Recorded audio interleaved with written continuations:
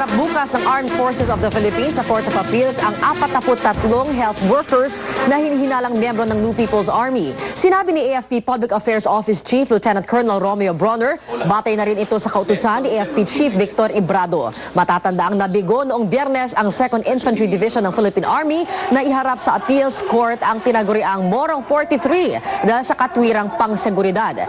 Pero sa is nakarestuhin ang 43 health workers habang nasa isang seminar sa Morong Rizal. Nagpetisyon naman sa Korte Suprema ang kaanak ng ilang naindaresto para mapilitan ng AFP na ilutang ang tinaguriang Morong 43.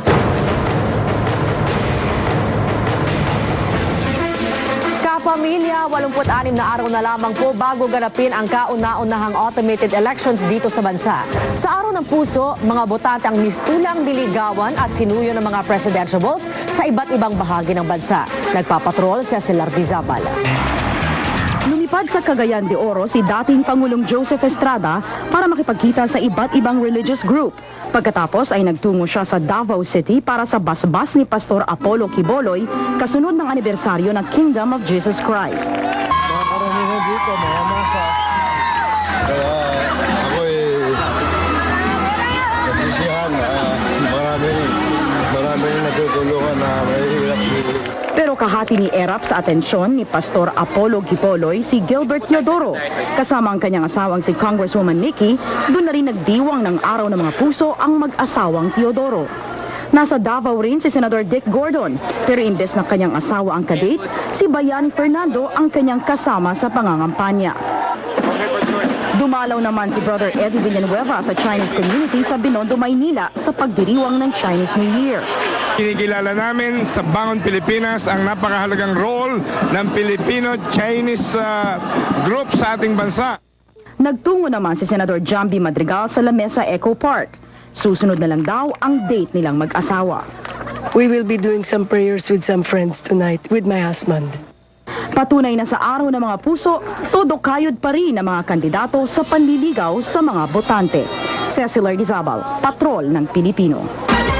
Nakuha naman ni Gilbert Teodoro ang boto ng mga Atenista. Sa mock elections na isinagawa sa mga estudyante ng Ateneo, nakuha ng lasalistang si Teodoro ang mas maraming boto na 598 kontra sa Atenistang pinsan na si Senador Noynoy Aquino na nakakuha naman ng 589 votes. Ang mock polls ay isinagawa ng Sangguniang at Ateneo Commission on Elections at inaasahang masusundan pa habang mas lalong papalapit ang halalan.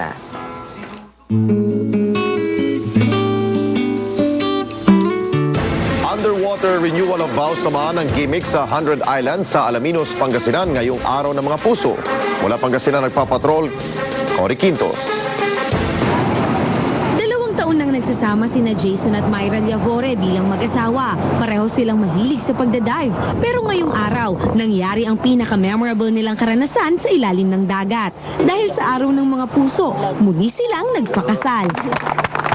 Pero imbes na trahe de boda at barong, diving suit ang kanilang suot. Kinakabahan niya. First time to renew vows and underwater pa. Ito na yung pinaka-memorable experience for us.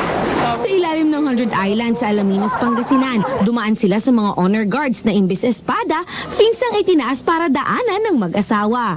Gamit ang sign language, muling nanumpa ng wagas at habang buhay na pagmamahala ng mag-asawang Llavore. Nagkaroon din ng renewal of vows sa beach kasama ang dalawa pang pares. Ang Las Vegas ay wedding capital of the US. The 100 Islands, Alaminos City, as the underwater wedding capital of the country.